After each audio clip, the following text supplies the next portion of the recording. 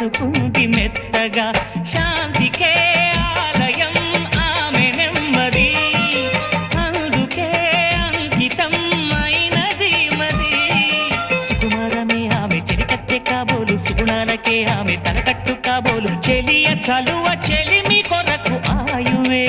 ఆశగా తపమును చేయగా ఏ స్వప్నలోకాల సౌందర్య రాశి నా ముందుకొచ్చింది కనువిందు చేసి ఏ నీలి మేఘాల సౌధాలు విడిచి ఈ నేల నడిచింది ఆ మెరుపు వచ్చి